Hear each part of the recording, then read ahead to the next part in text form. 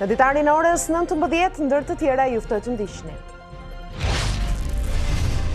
Pandemia nuk i ndali krimet në Shqipëri, vetëm për gjatë këtij 6 mujori janë vrarë 25 persona në vendin tonë, 4 prej të cilëve vetëm në një ditë. Azhoranca refuzon kërkesën e demokratëve për të miratuar reformën zgjedhore në seancën e ardhshme parlamentare. Përpara miratimit, kodi i ri do t'i nënshtrohet konsultave publike.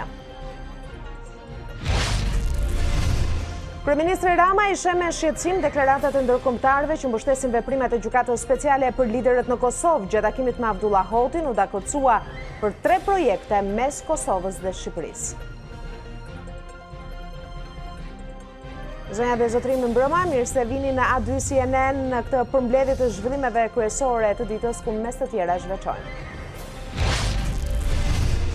Konfirmohen 90 të infektuar me COVID-19, mes tyre edhe një foshnjë 2 muajsh. Situata në vendin tonë drejt përkesimit në 24 orë të fundit humbën jetën edhe 3 persona. Anglia nuk e konsideron Shqipërinë një vend të sigurt për të pushuar gjatë verës. Qeveria prezantoi listën me 59 vendet ku mund të lëvizet pa detyrim karantinimi. Federata nis hetimin pas ndeshjeve për trukim me Bylis Tirana për ngjarje në gjysmëfinalet e Kupës, është sinjalizuar edhe UEFA.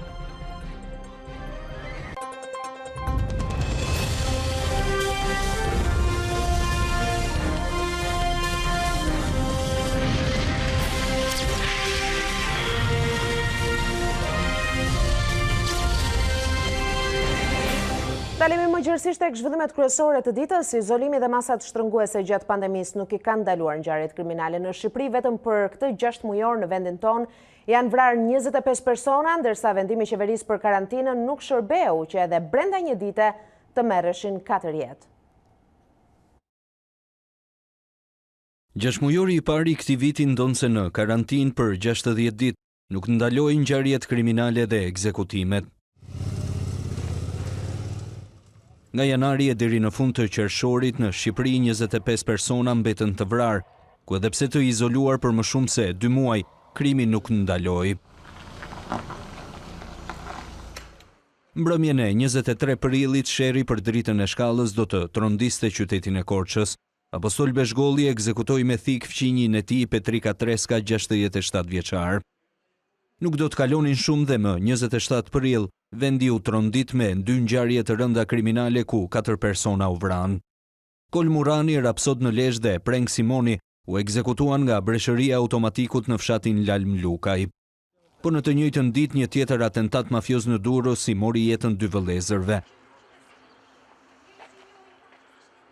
Tek tregu i makinave, Besmir dhe Viktor Axhie u ekzekutuan me breshëri, ndërsa ngjarja u zbardh brenda pak ditëve me arrestimin e Altin Docit dhe Klevis Sallës.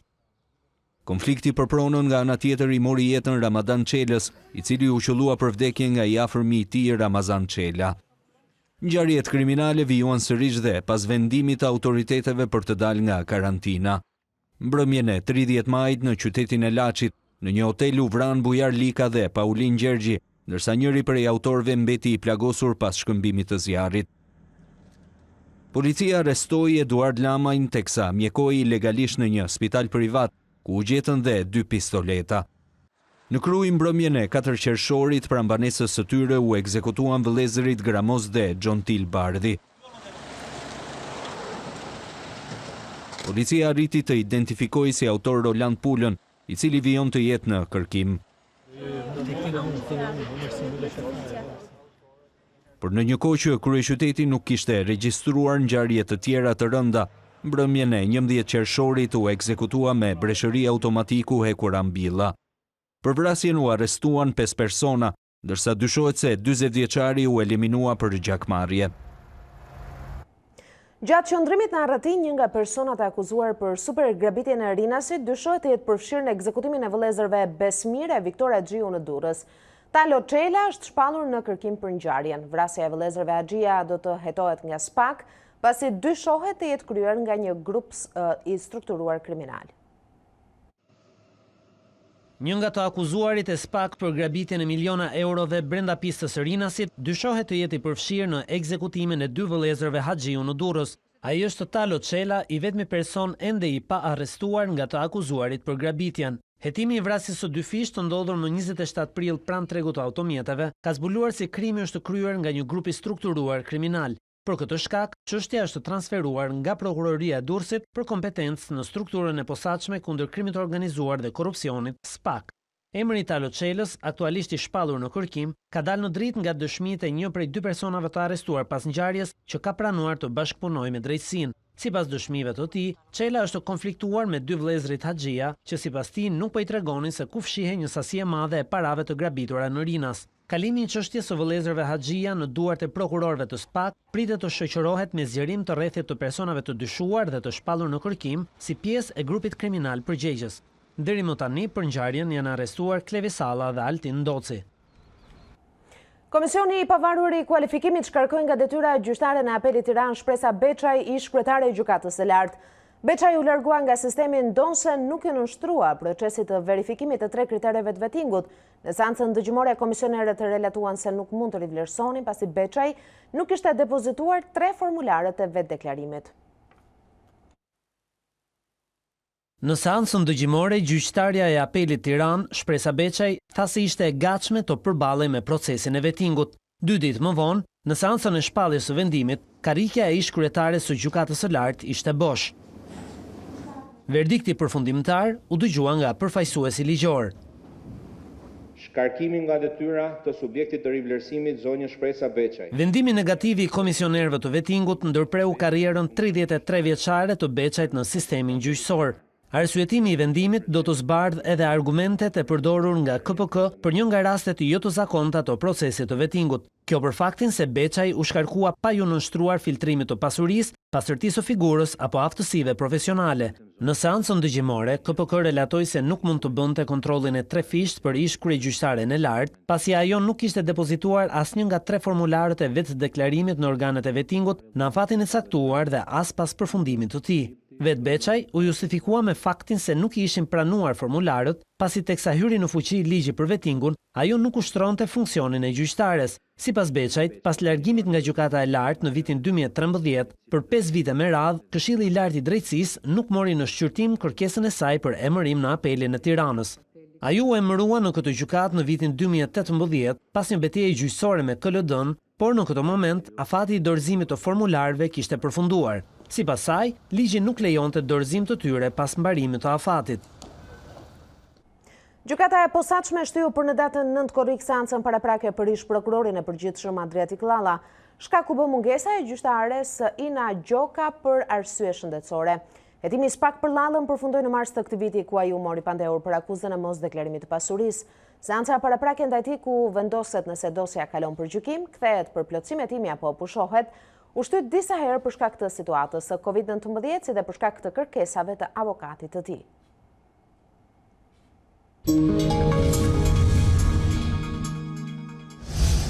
Ekspertët janë skeptik lidhur me projektet e reja të qeverisë. Sipas tyre, ekzekutivi duhet të orientohet në këtë moment drejt sektorit prodhues, teksa shtojnë se kontratat koncesionare, të tilla si ajo e rrugës Milot Fier, janë të rrezikshme. Projektet e fundit të prezantuara nga qeveria në prag të zgjedhjeve parlamentare ka një kosto të lartë për buxhetin e shtetit, ndërsa përfitimet prej tyre duan vite të materializohen në ekonomi. Sipas ekspertit Adrian Civici, investimet publike nuk janë mjeti më efikas për të përballuar efektet e krizës së shkaktuar nga COVID-19. Ai deklaron se përpjekjet e qeverisë duhet të orientohen drejt sektorit prodhues, që rrit punësimin afatgjatë dhe jep një produkt të shtuar në ekonomi. Të investime publike që duhen realizuar mund të jenë më të harmonizuara, mund mos jenë kaq të përqendruara dhe të fokusuara vetëm në infrastrukturë, por një pjesë e tyre mund të realizohen në sektorin prodhues. Unë do thoya që për ne ka shumë rëndësi që të rritet edhe aftësia prodhuese e Shqipërisë dhe aftësia eksportuese e Shqipërisë. Kështu një pjesë e këtyre investimeve mund të shikohen si mundësi edhe në disa uzina dhe fabrika që ndikojnë shumë dhe në strukturimin dhe industrializimin e ekonomisë shqiptare. Civici bën një apel për kujdes nga qeveria edhe për kontratat koncesionare, si ajo që është shpallur për projektin e rrugës Milot Fier. PPP-t, tani janë bërë 4P në fakt me PPP në re dhe shtuar edhe fjala preferencial, në fakt duhet jenë të harmonizuara me strategjinë buxhetore afatmesme. Kujdesi me projektet lidhet me faktin që sa më afatgjatë të jetë një investim i angazhuar siç janë këto projekte, aq më vështirë bëhet në vitet në vazhdim që ti mund të bësh strategji eficiente për reduktimin e borxhit, sepse efekti i tyre është i shtrirë në kohë. Dhe natyrisht nëse një nga këto proporcione prishet ose është shumë më i zgjeruar se sa të tjerët, kjo mund sjellë që nga krizat konjunkturore buxhetore deri në kriza makroekonomike strukturore që janë vështira për të menaxhuar. Eksperti vlerëson se për shkak të kostove të larta të projekteve në infrastrukturë, si dhe për përballimin e krizës së Covid-19, qeveria do të detyrohet të dalë sërish shumë shpejt në tregje për të marrë një borxh të ri.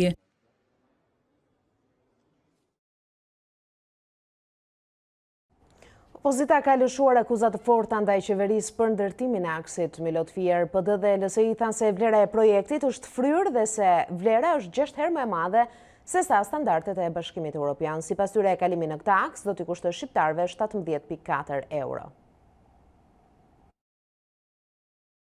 Partia Demokratike ka cilësuar vendim antikombëtar planin e qeverisë për ndërtimin e aksit Milot Fier me një vlerë prej 1.2 miliard euro. Sekretari për burimet njerëzore Ervin Minarolli akuzoi kryeministrin Edi Rama dhe ministren Balluku se gjashtë-fishuan koston e projektit për të rritur çmimin e kalimit në rrugë. 1.2 miliard euro për 115 kilometra përkthehet si rrugë që kushton rreth 10 milion euro për 1 kilometër. Kosto del shumë e lartë nëse merret parasysh se 62 kilometrat saj janë në rrugë ekzistuese. Ekspertët besojnë se kostoja e projektit është fryrë në mënyrë që pagesa detyruar për qytetarët të jetë sa më e lartë. Ata që do të kalojnë në këtë rrugë do të nxjerrin nga xhepi të paktën 17.4 euro për një udhtim vajtje-ardhje. Për ne është e papranueshme qeveria të ndërtojë me kosto 6 herë më të lartë se standardi i Bashkimit Evropian. Kush ka ndërmend të bëhet bashkëpunëtor me Edi Ramën në këtë vendim antikombëtar që vjedh qytetarët në mënyrë skandaloze, ka akoma kohë të tërhiqet. Partia Demokratike e ka bërë të qartë. Ne nuk do të njohim asnjë vendim të marrë nga kjo qeveri 12 muaj përpara zgjedhjeve, pa ju nënshtruar më parë lishmërisë së vendimit. Akuzat për fryrje financiare të projektit janë adresuar edhe nga LSI. Vlerësimi paraprak i kësaj rruge ishte 780 milion euro. 780 milion euro, nderuar qytetar, do të thotë 420 milion euro më pak nga 1.2 miliard që qeverisë, e pra qeveria ka parashikuar një koncesion 54% më të shtrenjtë. Pra 420 milion euro më shumë, sigurisht për t'i futur në xhepat e saj. Segmenti Milot Fier, pjesë e korridorit Adriatiko-Jonian, do të realizohet përmes një koncencioni 35 vjeçar, për të cilën është njoftuar hapja e tenderit ndërkombëtar. Rruga do të kushtoj 1.2 miliard euro me një kosto prej afro 9.7 milion euro për kilometër. Prej ditësh opozita ka ngritur shqetësimin se kompania që do të zbatojë projektin është e paracaktuar. Projektet e lançuara nga qeveria pritet të kushtojnë rreth 1 miliard euro, një shumë e barabartë me rreth 7.4% të prodhimit të brendshëm bruto. Në një moment kur ekonomia shqiptare po kalon krizën më thellë ekonomike që prej vitit 1997, borxhi publik, sipas vetë ministres së financave Anila Denaj, pritet ka përcej mbi 80%. Financimi i këtyre projekteve të shpallura do të thotë një rritje eventuale e mëtejshme e këtij borxhi në nivele të rrezikshme. Diçka që bie ndesh me rekomandimin e fortë të Fondit Monetar Ndërkombëtar që i bën apel qeverisë për konsolidim fiskal, pra ulje të borxhit pas tek kalimit të krizës së Covid-19.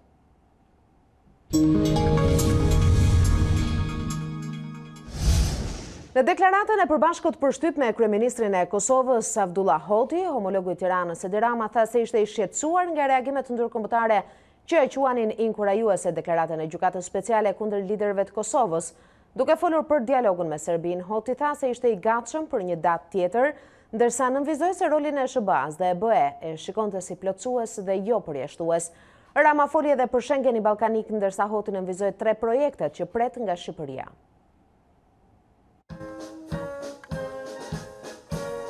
Kryeministrat e dy shteteve shqiptare në Ballkan i çuan nga Tirana një mesazh të qartë presidentit serb. Deklaratave të Vučić se për Kosovën bisedon vetëm me ndërkombëtarët, Edi Rama e kujtoi se bashkimi bën fuqinë dhe përballje do të jetë me shqiptarët. Nëse ne jemi një, presidenti i Serbisë mund të shkojë në perëndim, mund të shkojë në lindje, mund të shkojë në hënë, po doj, në fund do të ulet me ne, me autoritetet legjitime të shtetit sovran të Kosovës. Edhe Avdullah Hoti, kryeministri i Kosovës, që i ktheu vizitën Ramas në Tiranë, flet për një dialog mes Prishtinës dhe Beogradit zyrtar, ndërsa mbështetjen ndërkombëtare SBA-BE e sheh plotësuese të njëra tjetrës.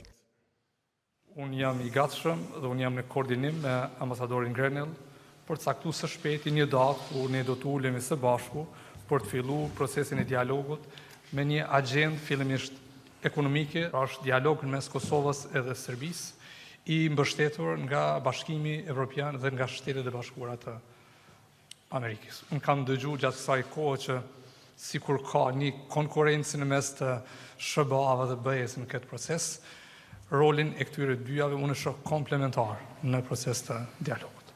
Hoti nuk dha një qëndrim nëse do të marrë në konsiderat ftesën pezull për të ulur në tryezën e Schengenit ballkanik, që për Ramën mbetet një projekt strategjik për kufirin.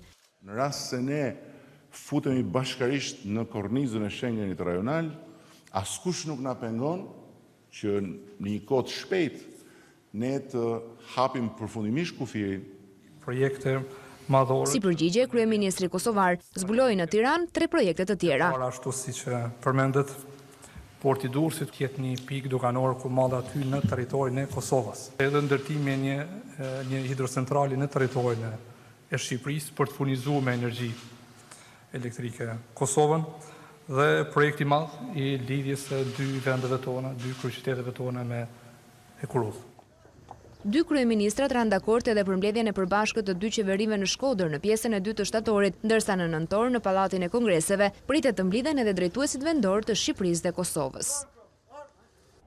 Ndalesa e radhës e kryeministrit Kosovës ishte në presidencë ku prit nga Ilir Meta.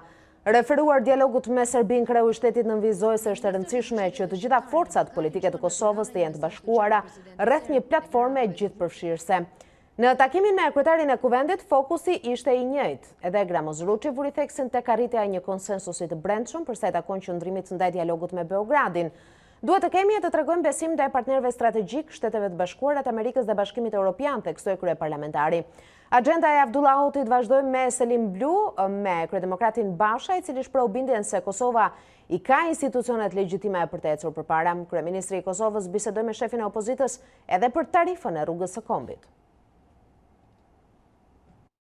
Unë kam zotimin e zotit Basha që ajo taks do t'i qëtë. Nuk kam që atë shtoj. Premtimi im qëndron. Do t'jetë një nga vendimet e ditës parë të qeverisë ardhshme, heqja e taksës rrugës Kombit. Sikundër i kam kërkuar kryeministit Hotit, bëjmë gjithçka për të ndihmuar sadopak turizmin në këtë kohë të vështirë. Sot paradite kam qenë në Velipoj. Të vetmit turistë që kam takuar janë nga Kosova. Dhe në këtë kuadër shpresoj që me bashkëpunimin e qeverisë Kosovës do të mundsojmë që të kemi një numër sa më të madh turistësh nga Kosova në plazhet tona të bukura. Mazhoranca nuk merr parasysh kërkesën e demokratëve për të nxituar me miratimin e reformës zgjedhore, madje për ta miratuar që në seancën e ardhshme plenare. Nënkryetaria e Kuvendit Vasilika Hysi deklaron se kodi dakordsuar jashtë parlamentit do të nënshtrohet konsultave publike pasi të kenë përfunduar ato për kushtetutën. Demokratët i kërkuan që reformën zgjedhore ta votonin që në seancën e ardhshme, por mazhoranca ka të tjera plane. Pas ndryshimeve kushtetuese të kërkuara nga opozita parlamentare, që miratohen ose rrëzohen në seancën e 30 korrikut, konsulta publike do të ketë edhe për kodin elektoral, pavarësisht se sipas marrëveshjes së 5 qershorit, produkti i dakordsuar mes Damian Gjiknurit, Oert Bylukbashit, Rudin Hajdarit dhe Petrit Vasilit nuk do t'i nënshtrohen ndryshimeve. Edhe ndryshimet në kodin zgjedhor do të nënshtrohen një konsultimi të gjerë publik. T'jeni të bindur, sa po të filloj procedura e shurtimit, ajo do të dërgohet nga zoti Manja për konsultimin publik. Këshilli i Legjislacionit ka nisur konsultat për hapjen e listave, heqjen e koalicioneve parazgjedhore dhe rritjen e pragut elektoral me shoqërinë civile. Ky e fundit ka sugjerimet e veta. Thotë që gjithmonë sistemi i hapur na sjell më të mirë në politikë dhe venimale, por është shumë më i mirë se sistemi që kemi sot. Ne nuk jemi kundër në parim hapjes së listave, por ndryshimi i kushtetutës në kushtet e një urgjence apo nxitimi mund të sillte pasoja të dëmshme. Koalicionet parazgjedhore dhe pragu elektoral mendoj që nuk duhet trajtuar fare në kushtetutë. Por që t'i lajmë mundësi që të futen kod, Duhet i heqim nga kushtetuta, se sot i kemi kushtetutë. Pas konsultave me shoqërinë civile dhe drejtuesit e institucioneve, Këshilli Legjislacionit dhe Komisioni Ligjeve do dalin me një raport nëse do t'i pranojnë apo jo ndryshimet kushtetuese të opozitës në 14 korrik.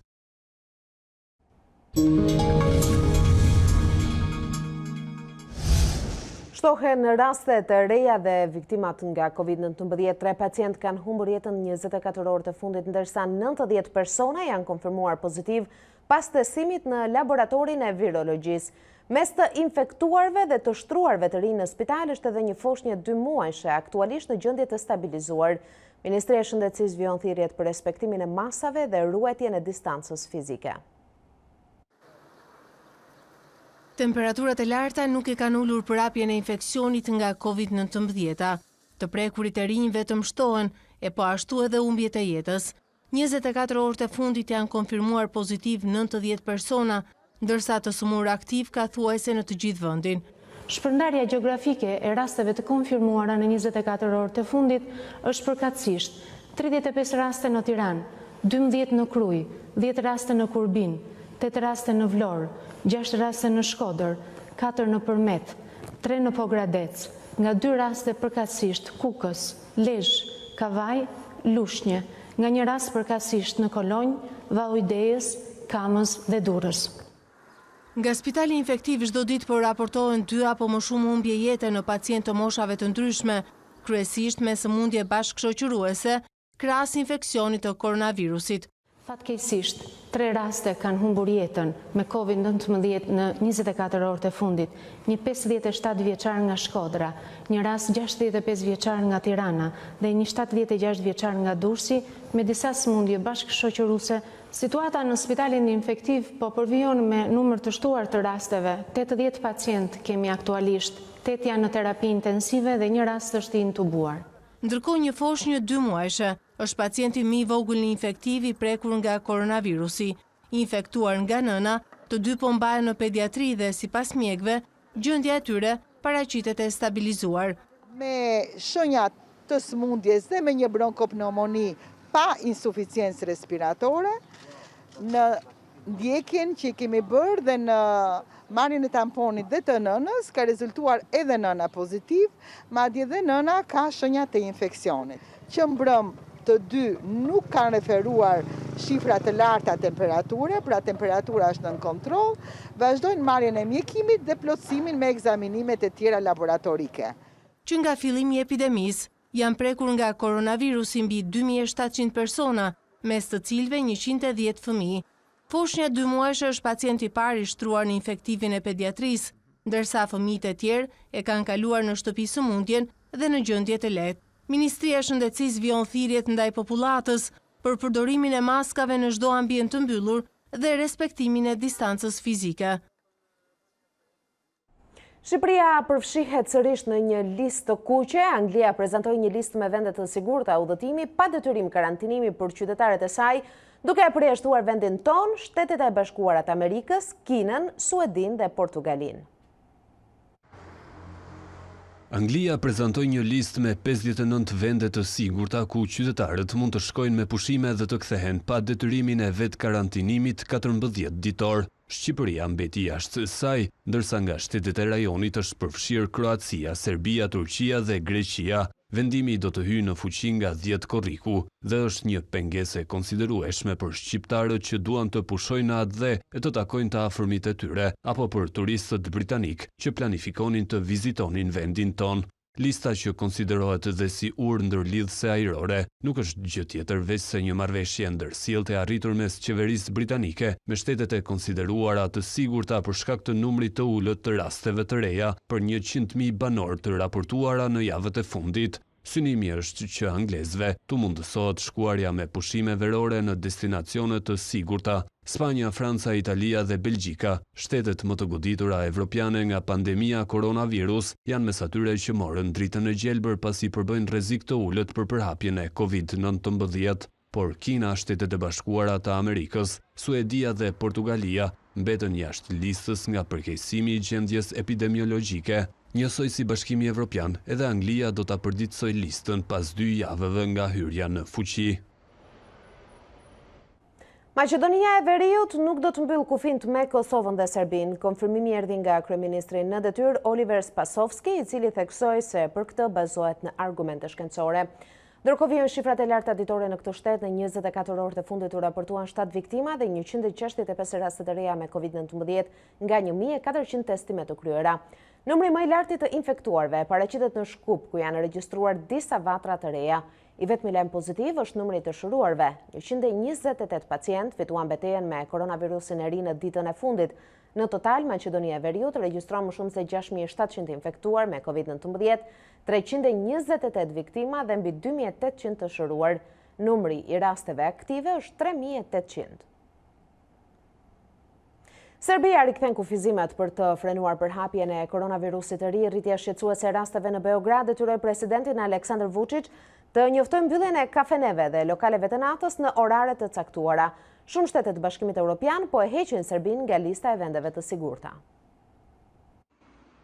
Qeveria e Serbisë rikthen masat e kufizimit për të frenuar përhapjen e koronavirusit të ri.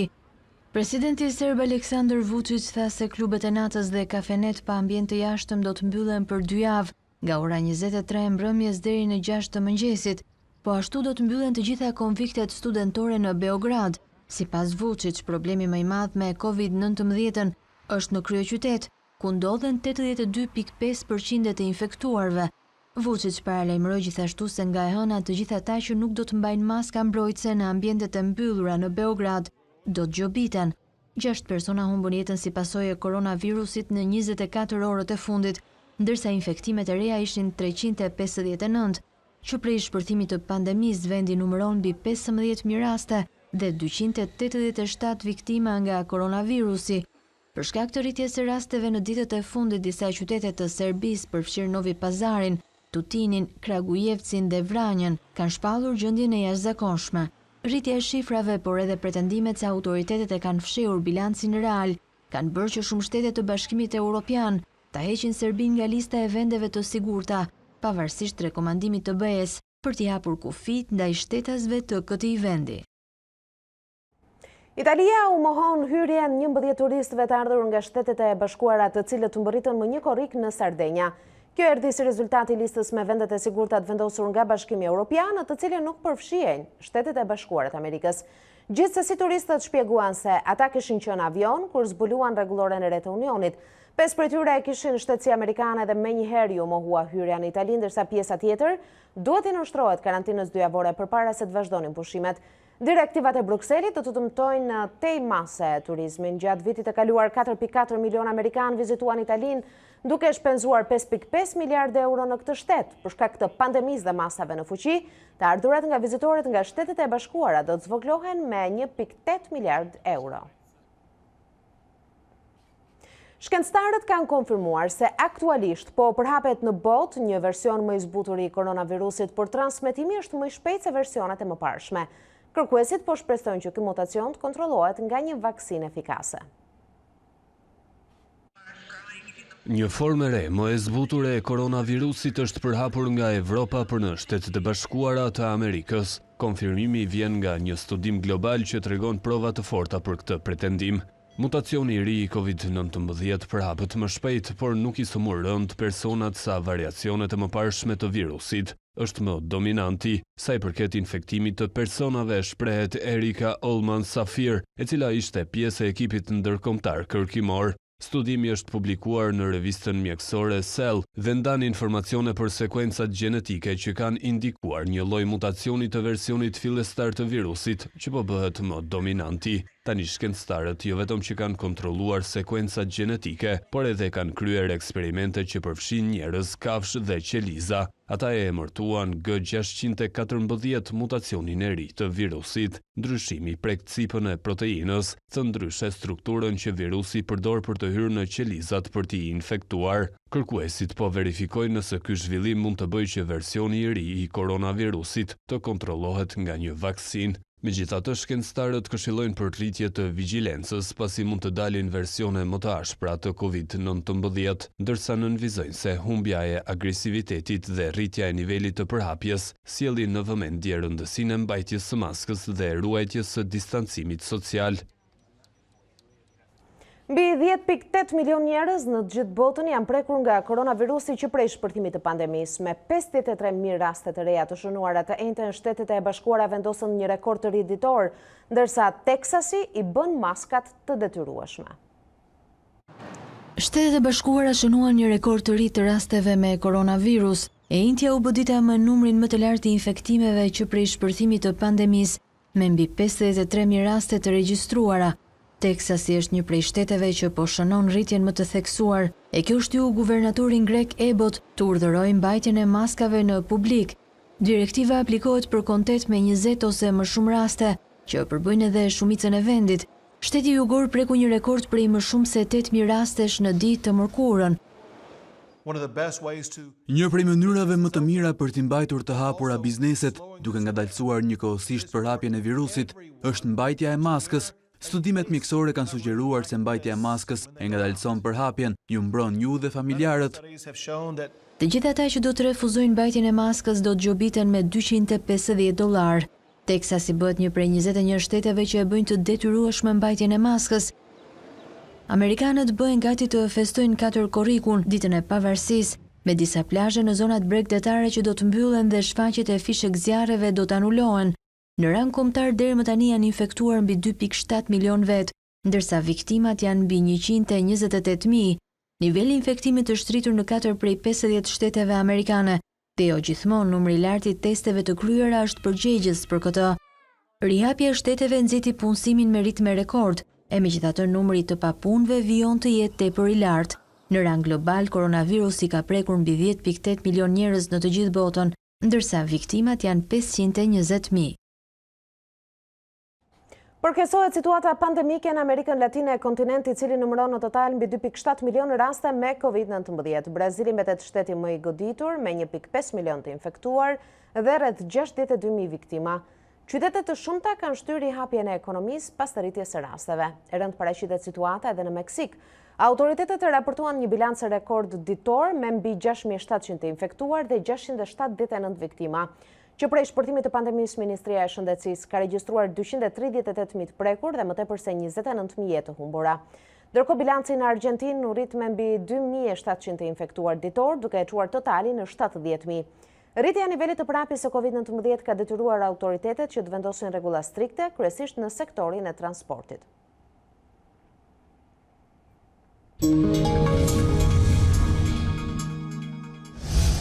Emmanuel Macron emëroi Jean Castex si kryeministër të ri të Francës pas riformimit të qeverisë. Kjo erdhi pasi Eduard Philippe dha dorëheqjen për shkak të performancës së dobët në zgjedhjet lokale dhe shihet si një tentativë e kreu të Elizes për të rritur popularitetin përpara presidencialeve të vitit 2022. Jean Castex është kryeministër i ri i Francës. Emërimi i tij nga presidenti Emmanuel Macron erdhi pasi Eduard Philippe dha dorëheqjen duke përfunduar eksperiencën e tij 3 vjeçare në drejtim të qeverisë. Kjo i dha mundësinë kreut të Pallatit Elize që të riformatojë ekzekutivin, duke vendosur kryebashkiakun nga qendra e djathtë në ngarkim të ekipit të ri të ministrave. Dorëheqja e Philippe u nxit nga rezultati tepër i dobët i partisë në pushtet La République En Marche në zgjedhjet lokale, gjë e cila rezultoi të ishte një kafshat e rëndë për t'u gëlltitur. Ish kryeministri renditej më lart në sondazhe se kreu i Elizes, por largimi i tij ishte një sakrificë që duhej bërë. Synimi i Macron është i qartë të rigjallërojë popularitetin e tij që është në minimume historike për t'u përgatitur për zgjedhjet presidenciale të pas 2 viteve. Kreu i shtetit francez premtoi një kthes të re në politikbërje gjatë të premtes, ndërsa po orientohet gjithnjë më shumë drejt anës ekologjike. Macron po nxiton t'i jap një hovë të ri presidencës së tij në prag të zgjedhjeve të 2022-shit. 3 vitet e para në detyrë janë shënuar nga reforma kontroverse ekonomike, protestat antiqeveritare të jelekëve të verdhë dhe pandemia e koronavirusit, që vrau gati 30.000 vet në Francë, duke e zhytur vendin në recension të thellë.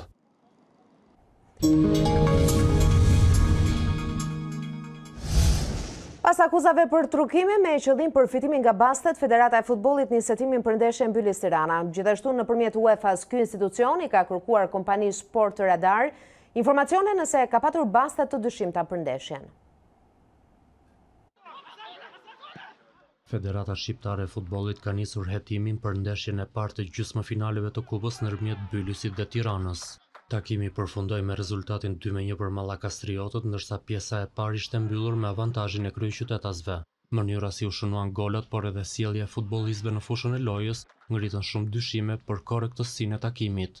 Sikur kjo të mos mjaftonte, kompanitë ndërkombëtare të basteve raportuan lëvizje të pazakonta të koeficientëve për shënimin e goleve apo për fituesin e sfidës, duke dalë në përfundimin se ndeshja ishte e trukuar me qëllim përfitimin e paligjshëm nga bastet.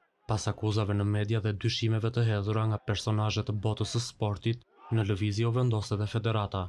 Institucioni që drejton futbollin njoftoi nëpërmjet një deklarate zyrtare se ka kërkuar informacion nga kompania Sport Radar nëpërmjet UEFA-s për të mësuar nëse ka patur baste të dyshimta për këto takim.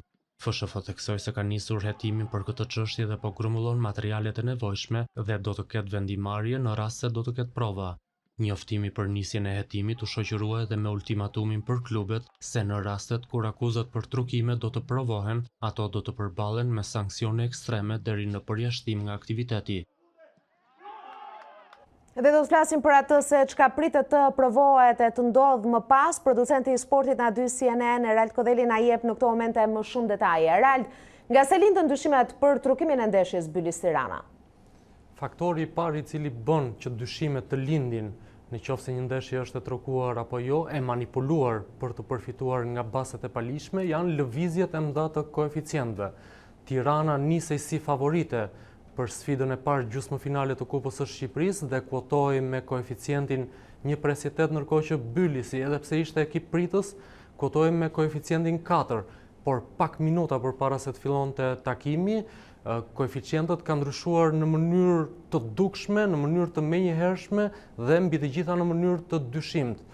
Goli i Tiranës, i cili do të ishte edhe goli parë i ndeshjes, filloi të sulmoj shumë, në qoftë se mund ta themi kështu në gjuhën e basteve, nga ata që luajnë baste dhe koeficienti ul në mënyrë shumë të dukshme, eventualisht goli u realizua.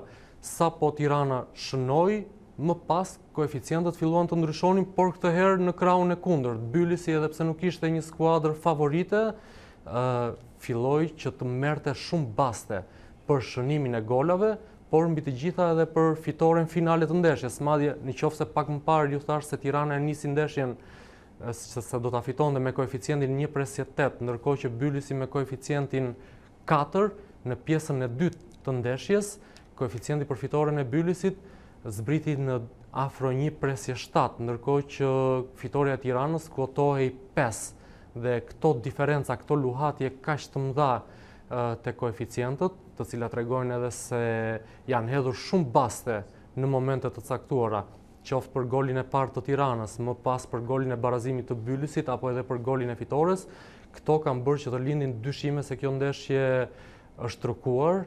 Dhe gjithashtu një tjetër element është edhe sjellja e futbollistëve në fushën e lojës. Për 45 minuta futbollistët e Bylisit ishin thuajse inekzistent në fushë, me Tiranën që dominonte dhe skuadrën vendase që nuk arrinte të krijonte një sulm, ndërkohë që tabloja ndryshoi totalisht në pjesën e dytë, atëherë kur edhe Bylisi arriti që të shonte 2 gola dhe ta fitonte ndeshjen, sepse ishte Tirana ekipi që nuk mundte të organizonte më lojë, nuk mundte të organizonte asnjë sulm, dhe Bylisi që krijoi një pafundësi rastesh dhe me shumë vështirësi arriti të shënonte 2 gola, edhe pse gjithçka dukej e lehtë sepse kundërshtarët zëres se nuk ishin në fushën e lojës. Megjithatë, sa serioze është çështja tashmë që është sinjalizuar edhe UEFA?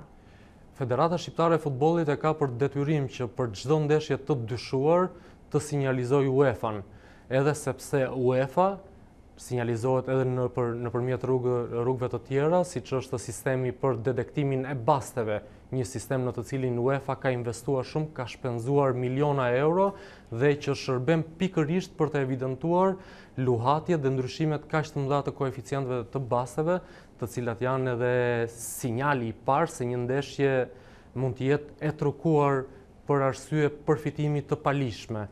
Përfshirja e UEFA-s e bën shumë serioze situatën, dhe jo vetëm kjo, por edhe kompania Sport Radar, e cila është një kompani e specializuar në monitorimin e basteve, dhe mund të kujtoj që kjo është pikërisht kompania e cila monitoroi dhe akuzoi Skënderbeun për trukimin e ndeshjeve, një kompani e cila prej vitit 2010 deri në vitin 2016 i ka monitoruar dhe ka selektuar të gjitha ndeshjet e dyshimta të Skënderbeut, 53 ndeshje të tilla.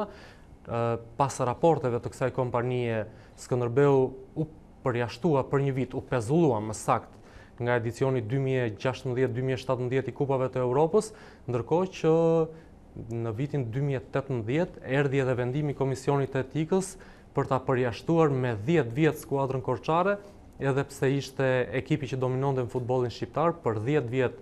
Ata nuk kanë të drejtë që të luajnë në Kupat e Europës, me gjyqin që ende vazhdon, ndërkohë që i vendosi edhe 1 milion euro gjob. Të gjitha këto, çfarë ka ndodhur më përpara, të gjitha aktorët që janë të përfshirë nga Sport Radar deri te UEFA e bëjnë që situata të jetë shumë serioze dhe që klubet të rrezikojnë shumë në qoftë se do të konfirmohet trukimi i ndeshjes. Por kjo situata mund të bëjë që edhe Tirana të rrezikojë që ta marrë titullin edhe pse ka dominuar gjithë sezonin? Federata Shqiptare e Futbollit në njoftimin e saj ku bëri të ditur se do të hap hetimin, ku njoftoi se ka njoftuar UEFA-n për këtë që ka ndodhur, e kishte thënë shumë qartë se në qoftë se do të ketë skuadra të cilat konfirmohen se kanë trukuar ndeshje për efekt përfitimesh nga bastet, atëherë masa do të jenë ekstreme, do të jenë shembullore deri në përjashtimin nga aktiviteti.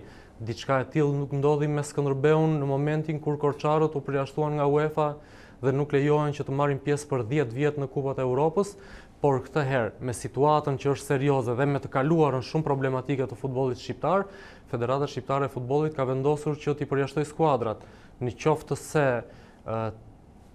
dyshimet për trukimin e ndeshjes Zbylis Tirana do të konfirmohen, atëherë nuk do të ishte çudi që bardhë blut të rrezikonin përjashtimin nga aktiviteti, të rrezikonin që t'i hiqej titulli kampion, të cilin presin ta fitojnë, ta zyrtarizojnë ndoshta prej kësaj fundjave në ndeshjen me Kuksin, por ndoshta edhe në sfidën pasardhëse në derbin ndaj Partizanit. Mirë, Erald Kodhelaj dhe gazetarët e sportit në dysjene do të na mbajnë të informuar me këtë çështje dhe me vendimin që pritet merret. Faleminderit për këto detaje.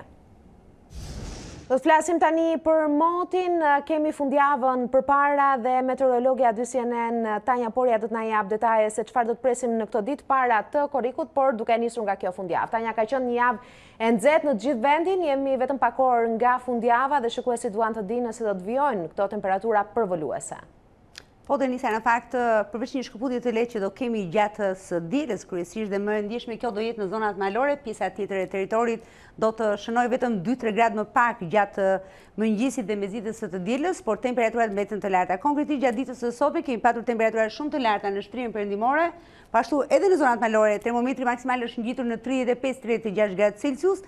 Diçka më lart është maksimumi në rang territor dhe kryesisht në zonat jug perëndimore ku kemi patur gati 39 gradë Celsius në mesditën e sotme, megjithatë nesër ka një rënje të lehtë në të gjithë territorin. Më ndjeshme kjo do të jetë sërish në shtrihen malore të Shqipërisë, mbeten temperaturat 35-36 gradë Celsius maksimumet në pjesën më të madhe të ulëtërësirës perëndimore, po ashtu e diela sjell një rënje të ndjeshme, kryesisht në shtrihen e zonave malore, pra do të kemi krahasuar me ditën e sotme, do të kemi rreth 7 apo 8 gradë më pak në mesditën e së dielës, ndërsa rënja do të jetë më e lehtë në shtrihen perëndimore. Për sa i përket temperaturave përgjithsisht për jo vetëm për fundjavën, por edhe javën tjetër, nuk është se ka ndonjë lajm shumë të mirë ose mund të jetë lajm i mirë për ato që kanë zgjedhur të pushojnë, pasi temperaturat mbeten Denisa të larta, pra mesatarisht në 34-35 gradë Celsius, thuajse jo vetëm në fundjavë, por thuajse edhe 10 ditëshin dhe nga data 15 apo 16 korrik Denisa. Pra fundjava freskohet, por reshje do të ketë kjo fundjavë specifikisht në Bregdet. Gjatë kësaj jave ka patur reshje të pakta, do të vijojë e njëjta situatë dhe në ditën e nesërme. Kemi në pjesën e dytë të ditës fuqizim të vranësirave në të gjithë territorin shqiptar, do të jenë kalimtare në Bregdet dhe në zonat e ulëta, më të dukshme, por edhe më të fuqishme vranësirat do të jenë në zonat lindore, aty ku do të ketë edhe reshje të përkohshme. Kjo situatë deri në mesnatën e së dielës, më pas ka një kthjellim por të përkohshëm, e diela sërish sjell fuqizim të vranësirave në të gjithë Shqipërinë, pra do të jetë kryesisht me vranësira dita e diel. Kemi fillimisht reshjet në zonat jugore dhe më pas gradualisht nga mesdita dhe pasdite reshjet përfshin dhe zonat qendrore, shumë më pak dhe reshje vetëm në zonat të caktuara të veriut do të ketë dita e diel. nuk ka ndonjë përmirësim shumë të madh edhe për të hënën dhe në vijim, pasi rreshtet mbeten prezente, por kryesisht në skajin verior dhe në shtrije lindore të vendit. Sërish Bregdeti do të mbetet i favorshëm në pjesën më të madhe të ditëve, edhe të 10 ditë që të dytë në fakt, Denisa, për të gjithë pushuesit që kanë zgjedhur dhe kanë shkuar në fakt të ditë të nxehta të korrikut në Bregdet. Dhe bëm një parashikim paraprak, le të themi, për gjithë muajin korrik, si do të vijojë? Është parashikuar në fakt që në fillim të qershorit që kjo verë do të jetë e nxehtë, jo shumë e nxehtë krahasuar me 2015, 16 dhe 17 që janë dhe verërat më të nxehta historikisht në Shqipëri, por edhe në rang global. Pritet ditë të nxehta gjatë muajit korrik, do të ketë ditë ku termometri do ngjitet në 40 gradë në disa zona urbane të shtrirjes perëndimore, kryesisht Shkodra, Kopliku, Elbasani dhe Berati, ndërsa pjesa tjetër maksimumit pritet që të jenë gjatë muajit korrik rreth 37 gradë. Ka një informacion shumë interesant për zonat malore, pasi presim që verilindja gjatë muajit korrik të shënojë vlerat të përafërta, pra Kuksi, Hasi, Peshkopia të shënojnë vlerat të përafërta me qytetin e Tiranës, ku pritet 38 apo 39 gradë Celsius, edhe në zonat malore në verilindje. Megjithatë do të ketë periudha të gjata përgjithsisht korrik, periudha të gjata 5 deri në 6 ditore shumë të nxehta, të cilat do të ndërpriten nga 1 apo 2 ditë, pra intervale shumë të shkurtra, 1 apo 2 ditore me temperatura me 4 apo 5 gradë më të ulta, pra një freskim të menjëhershëm dhe sërish rikthehemi temperaturave të nxehta të korrikut. Korriku është muaji më i nxehtë në klimën shqiptare, Denisa. Faleminderit, ishte me këto detaje për fundjavën, por edhe për muajin korrik kolegja Tanja Porja, e cila çdo ditë në ekranin A2 CNN na përcjell edhe në detaje motin që na shoqëron për gjatë 24 orëve. Faleminderit. Dhe ne kemi ardhur këtu në fund të kësaj hapësire informative, do të ketë shkurtimisht publicitet për të rikthyer sërish në orën 20 me të tjera zhvillimet e ditës dhe të ftuarin e mbrëmjes. Rikthehemi sërish në transmetim të drejt për drejt, ndalemi fillimisht tek zhvillimet kryesore të ditës në deklaratën e përbashkët për shtyp me kryeministrin e Kosovës Abdullah Hoti, homologu i Tiranës Edi Rama, tha se ishte i shqetësuar nga reagimet ndërkombëtare që e quanin inkurajuese deklaratën e gjykatës speciale kundër liderëve të Kosovës. Duke folur për dialogun me Serbinë, Hoti tha se ishte i gatshëm për një datë tjetër, ndërsa nënvizoi se rolin e SBA-s dhe të Bashkimit Evropian e shikonte si plotësues dhe jo përjashtues. Rama foli edhe për Schengenin ballkanik, ndërsa Hoti nënvizoi 3 projektet që pret nga Shqipëria. Kryeministrat e dy shteteve shqiptare në Ballkan i çuan nga Tirana një mesazh të qartë presidentit serb. Deklaratave të Vučić se për Kosovën bisedon vetëm me ndërkombëtarët, Edi Rama e kujtoi se bashkimi bën fuqinë dhe përballje do të jetë me shqiptarët. Nëse ne jemi një, presidenti i Serbisë mund të shkojnë perëndim, mund të shkojnë lindje, mund të shkojnë në hënë, po doj, në fund do të ulet me ne, me autoritetet legjitime të shtetit sovran të Kosovës. Edhe Abdullah Hoti, kryeministri i Kosovës, që i ktheu vizitën Ramas në Tiranë, flet për një dialog mes Prishtinës dhe Beogradit zyrtar, ndërsa mbështetjen ndërkombëtare SBA-BE e sheh plotësuese të njëra tjetrës. Unë jam i gatshëm dhe unë jam në koordinim me ambasadorin Grenell për të caktuar së shpejti një datë ku ne do të ulemi së bashku për të filluar procesin e dialogut me një agjendë fillimisht ekonomike, është dialog mes Kosovës edhe Serbisë, i mbështetur nga Bashkimi Evropian dhe nga Shtetet e Bashkuara të Amerikës. Unë kam dëgjuar gjatë kësaj kohe që sikur ka një konkurrencë në mes të SBA-ve dhe BE-s në këtë proces, rolin e këtyre dyjave unë e shoh komplementar në proces të dialogut. Hoti nuk dha një qëndrim nëse do të marrë në konsiderat ftesën pezull për të ulur në tryezën e Schengenit ballkanik, që për Ramën mbetet një projekt strategjik për kufirin. Në rast se ne futemi bashkarisht në kornizën e Schengenit rajonal, askush nuk na pengon që në një kohë të shpejtë ne të hapim përfundimisht kufirin. Projekte madhore. Si përgjigje, kryeministri kosovar zbuloi në Tiranë 3 projekte të tjera. Ashtu siç përmendet, Porti i Durrësit ketë një pikë doganor ku mall aty në territorin e Kosovës. Edhe ndërtimi një hidrocentrali në territorin e Shqipërisë për të furnizuar me energji elektrike Kosovën dhe projekti i madh i lidhjes së dy vendeve tona, dy kryeqyteteve tona me Ekurull. Dy kryeministrat ranë dakord edhe për mbledhjen e përbashkët të dy qeverive në Shkodër në pjesën e 2 të shtatorit, ndërsa në nëntor në Pallatin e Kongreseve pritet të mblidhen edhe drejtuesit vendor të Shqipërisë dhe Kosovës.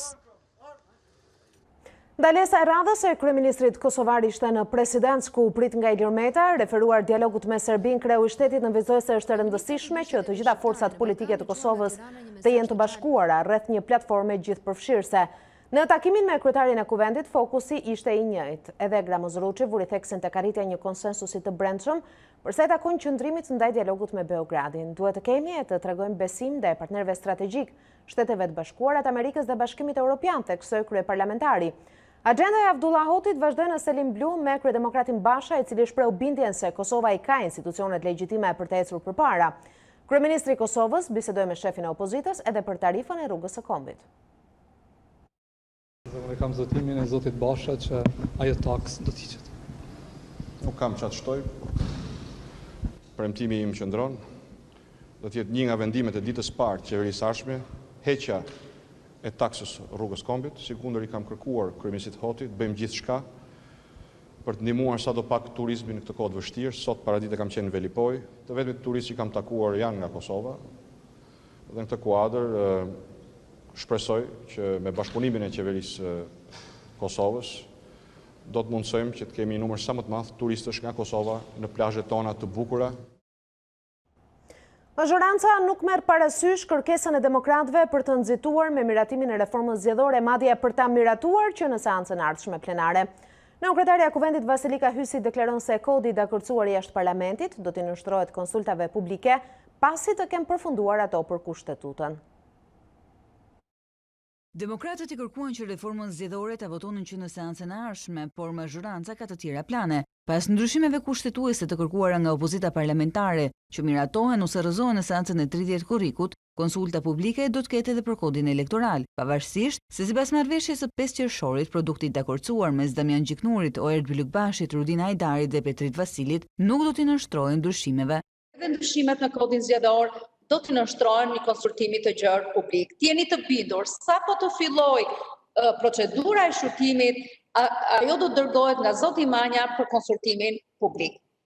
Këshilli i Legjislacionit ka nisur konsultat për hapjen e listave, heqjen e koalicioneve parazgjedhore dhe rritjen e pragut elektoral me shoqërinë civile. Ky e fundit ka sugjerimet e veta.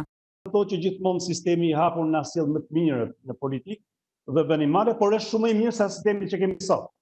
Ne nuk jemi kundër në parim hapjes së listave, por ndryshimi i kushtetutës në kushtet e një urgjence apo nxitimi mund të sillte pasoja të dëmshme. Koalicionet parazgjedhore dhe pragu elektoral mendoj që nuk duhet trajtuar fare në kushtetutë.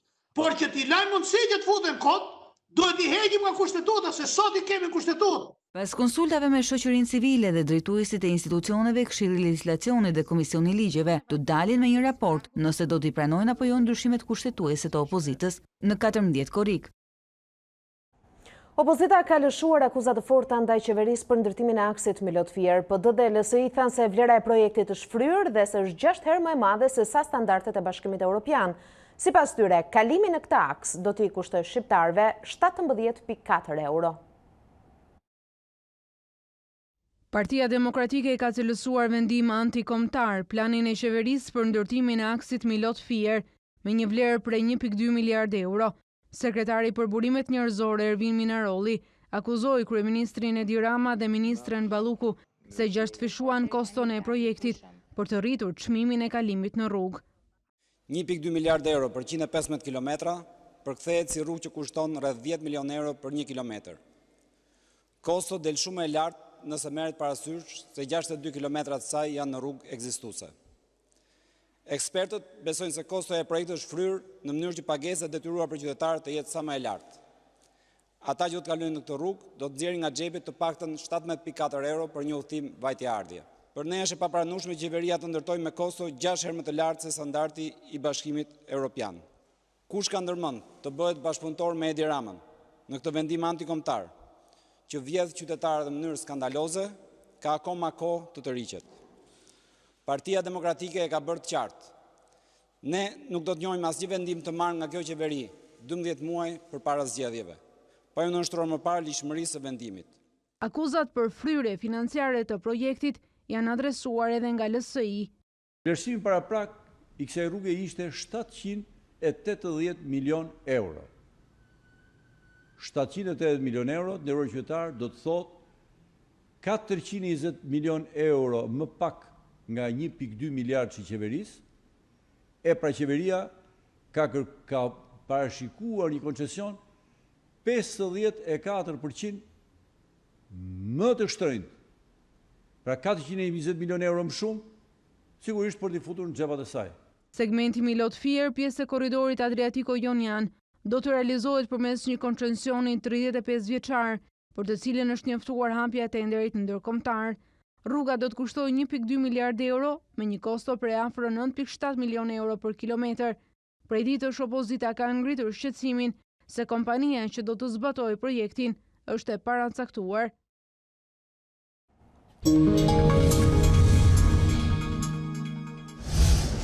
Izolimi dhe masat shtrënguese gjatë pandemisë nuk i kanë ndalur ngjarjet kriminale në Shqipëri. Vetëm për këtë 6 mujor në vendin tonë janë vrarë 25 persona, ndërsa vendimi i qeverisë për karantinën nuk shërbeu që edhe brenda një dite të merreshin 4 jetë. 6 mujori i pari i këtij viti ndonse në karantinë për 60 ditë, nuk ndaloi ngjarjet kriminale dhe ekzekutimet. Nga janari e deri në fund të qershorit në Shqipëri 25 persona mbetën të vrarë, ku edhe pse të izoluar për më shumë se 2 muaj, krimi nuk ndaloi. Mbrëmjen e 23 prillit, sherri për dritën e Shkallës do të trondiste qytetin e Korçës. Apostol Beshgolli ekzekutoi me thik fqinjin e tij Petrika Treska, 67 vjeçar. Nuk do të kalonin shumë dhe më 27 prill, vendi u trondit me 2 ngjarje të rënda kriminale ku 4 persona u vranë. Kol Murani, Rapsod në Lezhë dhe Preng Simoni u ekzekutuan nga breshëria automatikut në fshatin Lalm Lukaj. Po në të njëjtën ditë një tjetër atentat mafioz në Durrës si mori jetën 2 vëllezërve. Tek tregu i makinave, Besmir dhe Viktor Axhie u ekzekutuan me breshëri, ndërsa ngjarja u zbardh brenda pak ditëve me arrestimin e Altin Docit dhe Klevi Sallës. Konflikti për pronën nga ana tjetër i mori jetën Ramadan Çelës, i cili u qellua për vdekje nga i afërmi i tij Ramazan Çela. Ngjarjet kriminale vijuan sërish dhe pas vendimit të autoriteteve për të dalë nga karantina. Mbrëmjen e 30 majit në qytetin e Laçit, në një hotel u vran Bujar Lika dhe Paulin Gjergji, ndërsa njëri prej autorëve mbeti i plagosur pas shkëmbimit të zjarrit. Policia arrestoi Eduard Lamajn teksa mjekoi legalisht në një spital privat, ku u gjetën dhe 2 pistoleta. Në krye mbrëmjen e 4 qershorit, pra mbanesës së tyre u ekzekutuan vëllezërit Gramos dhe Gjontil Bardhi. Policia arriti të identifikojë si autor Roland Pulën, i cili vijon të jetë në kërkim.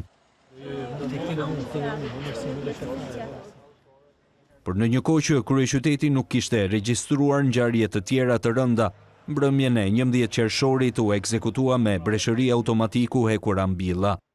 Për vrasjen u arrestuan 5 persona, ndërsa dyshohet se 40 vjeçari u eliminua për gjakmarrje.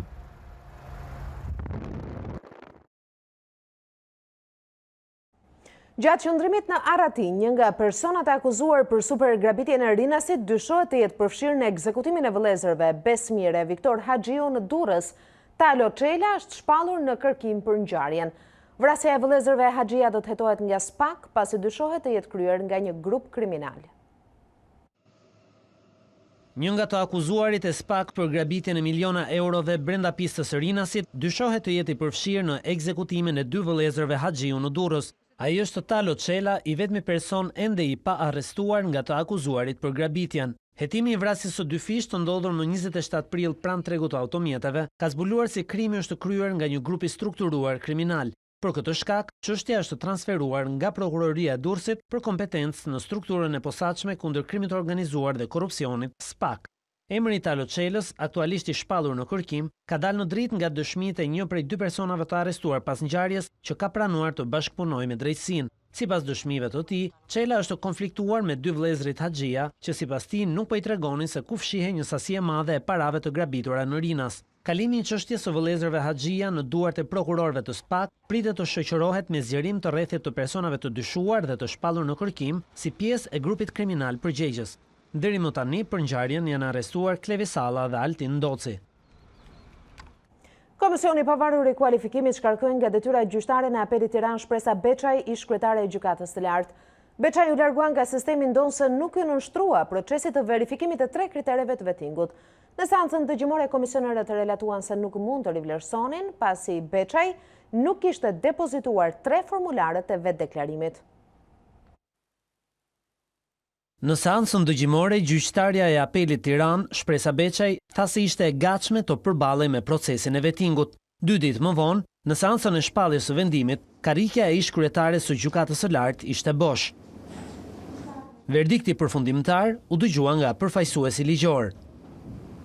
Shkarkimi nga detyra të subjektit të rivlerësimit zonjë Shpresa Beçaj. Vendimi negativ i komisionerëve të vettingut ndërpreu karrierën 33 vjeçare të Beçajt në sistemin gjyqësor. Arsyetimi i vendimit do të zbardhë edhe argumentet e përdorur nga KPK për një nga rastet jo të zakonta të procesit të vettingut. Kjo për faktin se Beçaj u shkarkua pa ju nënshtruar filtrimit të pasurisë, pastërtisë së figurës apo aftësive profesionale. Në seancën dëgjimore, KPK relatoi se nuk mund të bënte kontrollin e 3 fisht për ish kryegjyqtaren e lartë, pasi ajo nuk ishte depozituar asnjë nga 3 formularët e vetdeklarimit në organet e vettingut në afatin e caktuar dhe as pas përfundimit të tij. Vetë Beçaj u justifikua me faktin se nuk i ishin pranuar formularët, pasi teksa hyri në fuqi ligji për vettingun, ajo nuk ushtronte funksionin e gjyqtares. Sipas Beçajt, pas largimit nga gjykata e lartë në vitin 2013, për 5 vite me radhë, Këshilli i Lartë i Drejtësisë nuk mori në shqyrtim kërkesën e saj për emërim në apelin e Tiranës.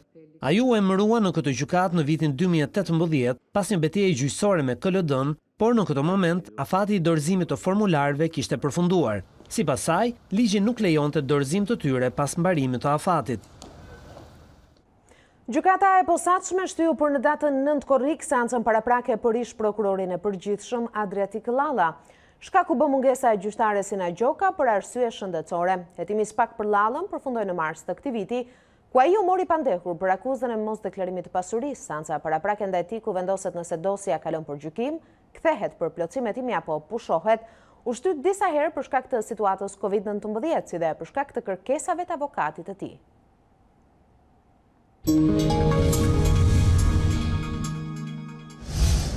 Shtohen në rastet e reja dhe viktimat nga Covid-19, 3 pacient kanë humbur jetën 24 orët e fundit, ndërsa 90 persona janë konfirmuar pozitiv pas testimit në laboratorin e virologjisë. Mes të infektuarve dhe të shtruarve të rinj në spital, është edhe një foshnjë 2 muajshe, aktualisht në gjendje të stabilizuar.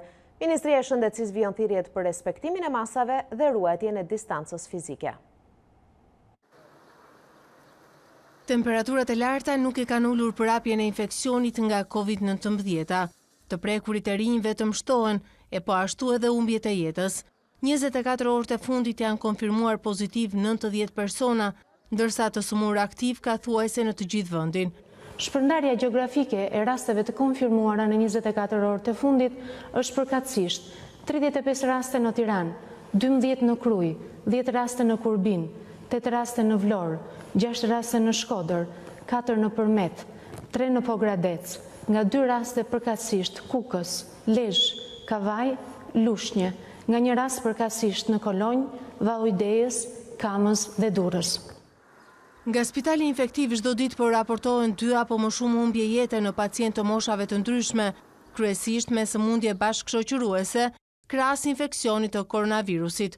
Fatkeqësisht, 3 raste kanë humbur jetën me Covid-19 në 24 orët e fundit, një 57 vjeçar nga Shkodra, një rast 65 vjeçar nga Tirana dhe një 76 vjeçar nga Durrësi me disa sëmundje bashkëshoqëruese.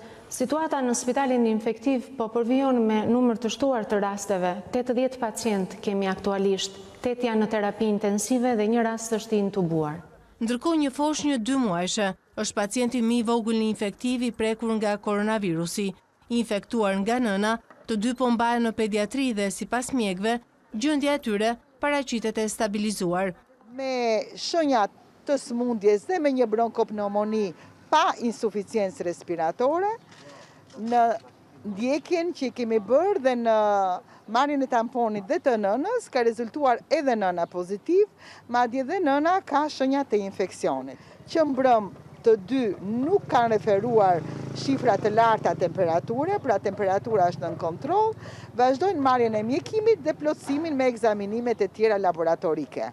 Që nga fillimi i epidemisë janë prekur nga koronavirusi mbi 2700 persona, mes të cilëve 110 fëmijë. Foshnja 2 muajshë është pacienti i parë i shtruar në infektivin e pediatrisë, ndërsa fëmijët e tjerë e kanë kaluar në shtëpi sëmundjen dhe në gjendje të lehtë. Ministria e Shëndetësisë vijon thirrjet ndaj popullatës për përdorimin e maskave në çdo ambient të mbyllur dhe respektimin e distancës fizike. Shqipëria përfshihet sërish në një listë të kuqe. Anglia prezantoi një listë me vende të sigurta udhëtimi pa detyrim karantinimi për qytetarët e saj, duke përjashtuar vendin ton, SBA-n, Kinën, Suedin dhe Portugalin. Anglia prezantoi një listë me 59 vende të sigurta ku qytetarët mund të shkojnë me pushime dhe të kthehen pa detyrimin e vetë karantinimit 14 ditor. Shqipëria mbeti jashtë saj, ndërsa nga shtetet e rajonit është përfshirë Kroacia, Serbia, Turqia dhe Greqia. Vendimi do të hyjë në fuqi nga 10 korriku dhe është një pengesë e konsiderueshme për shqiptarët që duan të pushojnë atë dhe të takojnë të afërmit e tyre, apo për turistët britanik që planifikonin të vizitonin vendin ton. Lista që konsiderohet dhe si urë ndërlidhëse ajrore nuk është gjë tjetër veç se një marrëveshje ndërsjellë e arritur mes qeverisë britanike me shtetet e konsideruara të sigurta për shkak të numrit të ulët të rasteve të reja për 100.000 banor të raportuara në javët e fundit. Synimi është që anglezëve tu mundësohet shkuarja me pushime verore në destinacione të sigurta. Spanja, Franca, Italia dhe Belgjika, shtetet më të goditura evropiane nga pandemia koronavirus, janë mes atyre që morën dritën e gjelbër pasi përbëjnë rrezik të ulët për përhapjen e COVID-19, por Kina, Shtetet e Bashkuara të Amerikës, Suedia dhe Portugalia mbetën jashtë listës nga përkeqësimi i gjendjes epidemiologjike. Njësoj si Bashkimi Evropian, edhe Anglia do ta përditësoj listën pas 2 javëve nga hyrja në fuqi. Maqedonia e Veriut nuk do të mbyll kufijt me Kosovën dhe Serbinë. Konfirmimi erdhi nga kryeministri në detyrë, Oliver Spasovski, i cili theksoi se për këtë bazohet në argumente shkencore. Ndërkohë vijojnë shifrat e larta aditore në këtë shtet. Në 24 orët e fundit u raportuan 7 viktima dhe 165 raste të reja me COVID-19 nga 1400 testime të kryera. Numri më i lartë të infektuarve paraqitet në Shkup, ku janë regjistruar disa vatra të reja. I vetmi lajm pozitiv është numri të shëruarve. 128 pacient fituan betejën me koronavirusin e ri në ditën e fundit. Në total, Maqedonia e Veriut regjistron më shumë se 6700 infektuar me COVID-19, 328 viktima dhe mbi 2800 të shëruar. Numri i rasteve aktive është 3800. Serbia rikthen kufizimet për të frenuar përhapjen e koronavirusit të ri. Rritja shqetësuese e rasteve në Beograd detyroi presidentin Aleksandar Vučić të njoftojë mbylljen e kafeneve dhe lokaleve të natës në orare të caktuara. Shumë shtete të Bashkimit Evropian po e heqin Serbinë nga lista e vendeve të sigurta. Qeveria e Serbisë rikthen masat e kufizimit për të frenuar përhapjen e koronavirusit të ri. Presidenti serb Aleksandar Vučić tha se klubet e natës dhe kafenet pa ambient të jashtëm do të mbyllen për 2 javë, nga ora 23 mbrëmjes deri në 6 të mëngjesit, po ashtu do të mbyllen të gjitha konviktet studentore në Beograd. Sipas Vučić, problemi më i madh me COVID-19 është në kryeqytet, ku ndodhen 82.5% e infektuarve. Vučić paralajmëroi gjithashtu se nga e hëna të gjithë ata që nuk do të mbajnë maska mbrojtëse në ambientet e mbyllura në Beograd do të gjobiten. 6 persona humbën jetën si pasojë e koronavirusit në 24 orët e fundit, ndërsa infektimet e reja ishin 359, që prej shpërthimit të pandemisë vendi numëron mbi 15.000 raste dhe 287 viktima nga koronavirusi. Për shkak të rritjes së rasteve në ditët e fundit, disa qytete të Serbisë, përfshirë Novi Pazarin, Tutinin, Kragujevcin dhe Vranjen, kanë shpallur gjendjen e jashtëzakonshme. Rritja e shifrave, por edhe pretendimet se autoritetet e kanë fshehur bilancin real, kanë bërë që shumë shtete të Bashkimit Evropian ta heqin Serbinë nga lista e vendeve të sigurta, pavarësisht rekomandimit të BE-s për t'i hapur kufijt ndaj shtetasve të këtij vendi. Italia u mohoi hyrjen 11 turistëve të ardhur nga Shtetet e Bashkuara, të cilët mbërritën më një korrik në Sardenja. Kjo erdhi si rezultat i listës me vendet e sigurta të vendosura nga Bashkimi Evropian, në të cilën nuk përfshihej SBA. Gjithsesi turistët shpjeguan se ata kishin qenë në avion kur zbuluan rregulloren e re të Unionit. 5 prej tyre kishin shtetësi amerikane dhe menjëherë u mohua hyrja në Itali, ndërsa pjesa tjetër duhet i nënshtrohej karantinës 2 javore përpara se të vazhdonin pushimet. Direktivat e Brukselit do të dëmtojnë tej mase turizmin. Gjatë vitit të kaluar 4.4 milion amerikan vizituan Italinë duke shpenzuar 5.5 miliard euro në këtë shtet. Për shkak të pandemisë dhe masave në fuqi, të ardhurat nga vizitorët nga Shtetet e Bashkuara do të reduktohen me 1.8 miliard euro.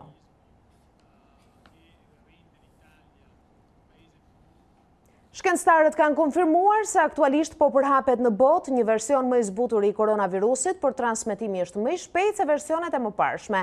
Kërkuesit po shpresojnë që ky mutacion të kontrollohet nga një vaksinë efikase.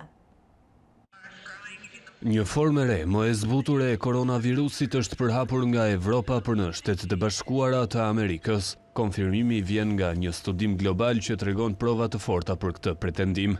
Mutacioni i ri i COVID-19 përhapet më shpejt, por nuk i sëmur rënd personat sa variacionet e mëparshme të virusit. Është më dominanti, sa i përket infektimit të personave, shprehet Erika Olman Safir, e cila ishte pjesë e ekipit ndërkombëtar kërkimor. Studimi është publikuar në revistën mjekësore Cell dhe ndan informacione për sekuencat gjenetike që kanë indikuar një lloj mutacioni të versionit fillestar të virusit, që po bëhet më dominanti. Tani shkencëtarët jo vetëm që kanë kontrolluar sekuencat gjenetike, por edhe kanë kryer eksperimente që përfshin njerëz, kafshë dhe qeliza. Ata e emërtuan G614 mutacionin e ri të virusit. Ndryshimi prek cipën e proteinës, të ndryshe strukturën që virusi përdor për të hyrë në qelizat për t'i infektuar. Kërkuesit po verifikojnë nëse ky zhvillim mund të bëjë që versioni i ri i koronavirusit të kontrollohet nga një vaksinë. Megjithatë, shkencëtarët këshillojnë për rritje të vigjilencës, pasi mund të dalin versione më të ashpra të COVID-19, ndërsa nënvizojnë se humbja e agresivitetit dhe rritja e nivelit të përhapjes sjellin në vëmendje rëndësinë e mbajtjes së maskës dhe ruajtjes së distancimit social.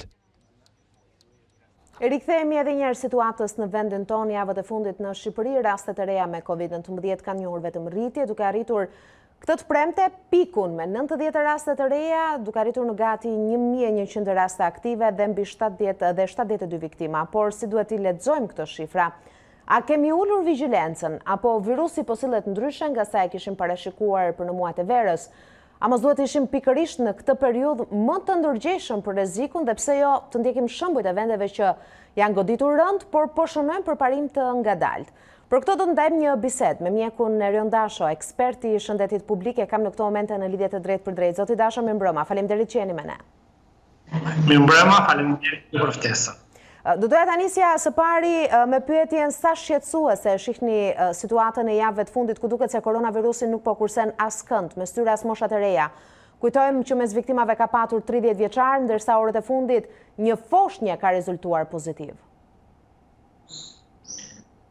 Tani, shifrat mua nuk më shqetësojnë si shifra. Pra, për mendimin tim, të kesh 8-10 sa që ka qenë mesatarja e këtyre ditëve, apo 9-10 sa sot, nuk është një shifër shqetësuese dhe nuk përbën shqetësim. Sepse ne kemi kapacitetin trajtues për të pritur kaq këto raste. Theksojmë se kjo dihet tashmë prej kohësh se pjesa më e madhe e rasteve, gati 85% e tyre, nuk kanë një shkallë të tillë të agresivitetit sëmundjes sa të kenë nevojë për shtrim në spital. Dhe nga ata që shtrohen në spital, një pjesë shumë e vogël ka nevojë për të shpranuar në repartin e kujdesit intensiv, apo siç jemi mësuar ta quajmë tani, reanimacion. Pra, ndonse ne konstatojmë një rritje të theksuar të numrit rasteve, numri personave të hospitalizuar, numri atyre që janë në reanimacion është ende në nivele të ulta. Pra, do të thoja që nëse do të shohim vetëm shifrat, kjo nuk përbën shqetësim. Ajo që përbën shqetësim për mua, dhe ky ka qenë shqetësimi i gjithë javëve të fundit, është mënyra se si janë infektuar këta persona. Fakti që ajo që ndikoi në përhapjen dhe në shpërthimin e kësaj vale të sëmundjes ishte pikërisht qendra spitalore universitare Nën Tereza.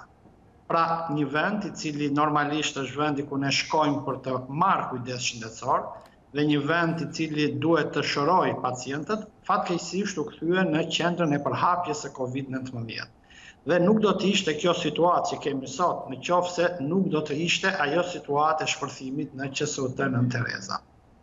Po kështu ne shohim se në administratë,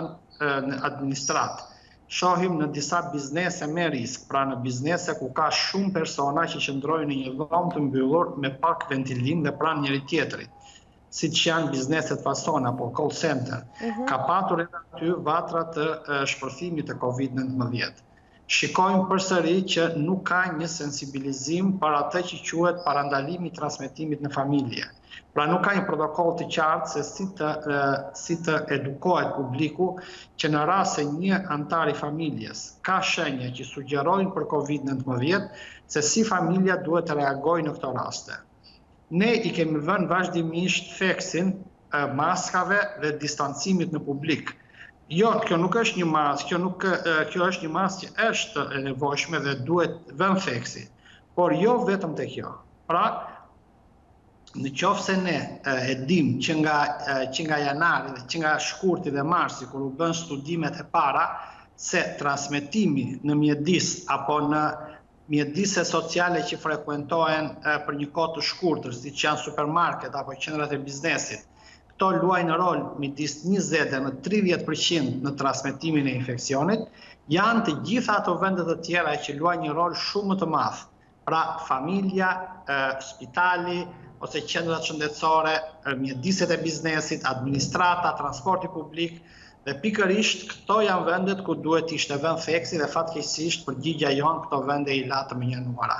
Dhe i marim pak me radhë, zoti Dasho, në pikën që jemi sot, a mund themi ashtu si që tonim 3 muaj më parë që moshat mbi 60 vjeç apo ata me sëmundje bashkëqëruese janë më të rrezikuar, apo sot jemi të gjithë njësoj të rrezikuar?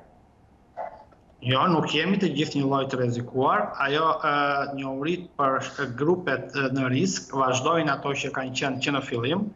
Pra, ajo një nga gjërat që dim rreth kësaj sëmundje me siguri është se personat e moshuar, personat e prekur nga sëmundje kronike dhe personeli mjekësor janë pjesa më e rrezikuar në raport me COVID-19. Pra, të gjithë mund të infektohen, por në qoftë se një 20 vjeçar, një 30 vjeçar, 40 vjeçar, madje edhe 50 vjeçar e kalon dhe ka gjasa ta kaloj shumë lehtë sëmundjen, kur nuk është i prekur nga sëmundje kronike, në rast se këta persona janë të prekur nga sëmundje kronike, ose bëhet fjalë për persona mbi moshën 60-65 vjeç, këtu gjasat për të zhvilluar komplikacione dhe fatkeqësisht për të humbur jetën janë më të larta. Pra, grupet në risk vazhdojnë të ngelen ato që ishin që në fillim të sëmundjes, që në fillim të epidemisë. Personat me moshë mbi 65 vjeç, personat e prekur nga sëmundje kronike dhe personeli shëndetësor. Këtu duhet përqendruar ato që unë i kam quajtur masa inteligjente, që bëjnë dallim dhe nuk e shohin gjithë popullatën me një sy, sepse nuk ekspozohet dhe nuk ka rrezik një lloj 20 dhe në 60 vjeçari i shëndetshëm në raport me të gjitha ato kategori që unë i përmenda dhe që ndonse mund t'i përsëri, publiku nuk duhet të mërzitet, sepse është një informacion që me të vërtet është i dobishëm për të ditur se në çdo rrethan këto grupe në risk janë ato që duhet kenë kujdesin më të shtuar dhe duhet kenë pra masat, duhet të marrin masa më të repta për të mbrojtur shëndetin dhe jetën e vet. Jo vetëm këshilla si mjek, por ndoshta edhe si një qytetar. Më lart e përmend ajo pa qëllim, jemi tërësisht mosbesues ndaj situatës së Covid, ajsa nuk kujdesemi më, e shohim larg vetes. Ishim aq shumë të ndërgjegjshëm me 20 apo 30 raste në ditë, në muajt mars apo prill, dhe jo sot, me thuajse 100 raste të reja çdo ditë. Çfarë po ndodh? Po ndodh që ajo që unë kam quajtur humbje besimit publikut ndaj atij organizmi që ishte përgjegjës për parandalimin e Covid në Shqipëri. Të gjithë e dim se për shumë muaj ne i besuam organizmit të quajtur Komiteti i Ekspertëve. Pra, në kushtet kur ky komitet na rekomandonte të izoloheshim, ne u izoluam. Gjatë marsit dhe prillit, qytetet tona ngjanin si qytete fantazm pas atij orarit të fillimit karantinës. Pra, publiku i besoi ekspertëve të vet. Por, me kalimin e kohës, publiku e kuptoi se këta ekspert në një farë mënyrë tradhtuan besimin e publikut. Pra, karantina u te zgjat. Periudha e karantinës nuk u përdor për të ndërtuar një strategji efikase. Publiku sot, në qoftë se sheh se në spitale është duke u përhapur Covidi, i kujtohet ajo shpreha e njohur, bëni si themun dhe mos bëni si bëjun. Pra, në qoftë se strukturat shëndetësore nuk japin shembullin të parat si vende të sigurta për parandalimin e Covidit, në qoftë se në administratën publike nuk merren këto masa, në qoftë se bizneset nuk i marrin këto masa, atëherë kuptohet që dhe publiku merr mesazhin e gabuar se tani nuk ka më problem, derisa spitali shqiptar nuk i ngjan atij spitalit gjerman ose spitalit italian, ku masat janë me protokolle tepër të sakta dhe të zbatuara në mënyrë nga më rigoroze, atëherë publiku merr mesazhin e gabuar. Dhe publiku reagon ashtu sikurse reagon edhe publiku shqiptar. Dhe më lejo vetëm për një moment, doktor, të ndalem tek periudha e karantinës, me qenë se e përmendët. A mendoni se do të kishte qenë më mirë që Shqipëria të mbyllej sot dhe jo në 3 muajt e kaluar në mars, prill, maj, sepse parashikohej që rjapja do shoqërohej me rritje të numrit të infektuarve. A mos duhet ishte kjo strategjia më e mirë, edhe pse në atë kohë u diktua sigurisht nga situata në botë? Mbyllja asnjëherë nuk është një strategji e mirë, sepse mbyllja ka me të vërtetë mund të parandaloj përhapjen e Covidit, por shkakton dëme të jashtëzakonshme në shëndet, në shëndetin mendor, në jetën sociale dhe në aktivitetin ekonomik. Pra, karantina është veprim shumë i gabuar, por ai justifikoi në 2-3 javët e para, kur infeksioni sapo hyri në Shqipëri, dhe të gjitha vendet e suksesshme këtë bën, vendosën një karantinë 2-3 javore, gjatë të cilave ato morën masa intensive për të riorientuar shërbimin e tyre shëndetësor, për të marrë masa se si to bizneset dhe transporti publik të operonte në mënyrë të sigurt, se si bizneset të ndryshme, si që ishin bankat apo institucionet të ndryshme që bazohen tek puna në zyrë, të kalonin aktivitetin nga aktiviteti në zyrë në aktivitetin në shtëpi, ajo që quhet puna në distancë, pra në një farë mënyre të bënin një riorientim të shoqërisë dhe të shërbimeve shëndetësore. Ky ishte parafrimi i vendeve të suksesshme, i Gjermanisë, Italisë dhe të gjithë vendeve të Europës. Ishte edhe parafrimi shqiptar, që ishte një parafrim i çuditshëm, pra ne patëm një karantinë të tezgjatur, një karantinë e cila ishte shumë e erreptë nga sa edhe ju vetë thatë, pra me 20 apo 30 raste në ditë, shumë e erreptë se sa e kërkonte situata epidemiologjike asaj kohe, dhe mbi të gjitha e shoqëruar me masa të çuditshme. Ju i mbani mend që një herë dilnin gratë me fëmijë 10 vjeç, pastaj gratë me fëmijë 14 vjeç, pastaj njoftimet për daljen njoftoheshin vetëm në momentin e fundit, pa i dhënë mundësi njerëzve që të përgatiteshin dhe për të dalë në mënyrë të sigurt. Pra, ne patëm një periudhë karantine të tezgjatur, të çuditshme, do të thoja unë, në masat që u morën dhe jo proporcionale me situatën epidemiologjike. Dhe mbi të gjitha, gabimi ynë i madh ishte që periudha e karantinës nuk u përdor për të riorientuar shërbimet shëndetësore dhe shoqërinë. Dhe në këto kushte, kur ne u hapëm, u ndodhëm para një situate si kjo e tanishmja, mbi të gjitha e shoqëruar edhe me mosbesimin e publikut tek komiteti i ekspertëve dhe te strukturat e shëndetësisë publike. Dhe ndalemi tek mosbesimi, por tek një tjetër lloj mosbesimi, pikërisht në ditët e para kur nisën të publikohen dhe këto shifra shqetësuese në muajin qershor, pati nga ata që menduan se numrat po përdoren. Pse jo edhe politikisht, edhe pse biem dakord, besoj se ky nuk është as pak momenti për ta përdorur këtë çështje politikisht. Ju vet i besoni shifrave që publikohen dhe nuk jemi ne vetmet që përballemi me rritje numrash, por edhe vendet e rajonit, fshinjët tan janë në po të njëjtën situatë. Fatkeqësisht të dhënat ose akuzat për manipulim me shifrat nuk janë vetëm në Shqipëri, por janë edhe në shumë vende të tjera të botës. Duam apo nuk duam ne, të gjitha ngjarjet kanë tendencën të përdoren politikisht. Kështu që besoj se edhe Covidi, jemi të gjithë të ndërgjegjshëm, që në shumë vende të botës është përdorur politikisht. Besoj se edhe publiku shqiptar është i ndërgjegjshëm, se edhe në Shqipëri lufta kundër Covidit është përdorur politikisht. Pra, kjo është një fushë që po të hymë dhe kemi shumë të vështirë të dalim, sepse unë në profesionin tim të specialistit shëndetit publik, dua apo nuk dua, komentet e mia, përfundimet e mia, analizat e mia I bazoj të shifrat. Dhe në momentet që këto shifra janë të pabesueshme, kuptohet që dhe analizat dhe ato që unë them kanë atë hijen e tyre të dyshimit. Unë mendoj se sot nuk është koha për të diskutuar se sa politikisht u përdor, apo se sa u manipulua me shifrat. Për mua është koha që ne duhet shohim përpara. Pra jemi në një situatë ku shohim se numri I rasteve është në rritje. Jemi në një situatë të cilën unë mendoj se Komiteti I Ekspertëve dhe Ministria e Shëndetësisë nuk e ka gjendjen më në kontroll. Jemi para një situate kur numri testeve është shumë I ullët se sa duhet ishte, dhe jemi para një situate kur neve jemi, unë e kam quajtur që në 15 maj, jemi në mëshirën e tekave të virusit. Pra, virusi sillet ashtu sikurse I do qefi virusit. Pra, në qoftë se virusi do t'i nështrohet atyre ligjësive sezonale, ne mund të kemi një ullje të numrit rasteve, por në qoftë se virusi nuk do t'i nështrohet ligjësive sezonale, mund të kemi një rritje të numrit rasteve. Duhet kuptuar se strukturat tona nuk e menaxhojnë më virusin, por virusi vepron I lirë në popullat dhe do të është e pamundur, aq më tepër kur themi që nuk testojmë sa duhet dhe nuk e njohim gjendjen siç duhet, është e pamundur të bëjmë parashikime se çfarë do të shohim në ditët në vijim. Ajo që duhet theksuar është që në kushtet kur popullata ndodhet e pambrojtur nga strukturat që kishin përgjegjësinë për ta mbrojtur, popullata bën mirë që të marrë menjëherë masat personale, pra mbrojtja me mask kur hyn në mjedise të mbyllura dhe distancimi social kur ndodhet në mjedise të hapura.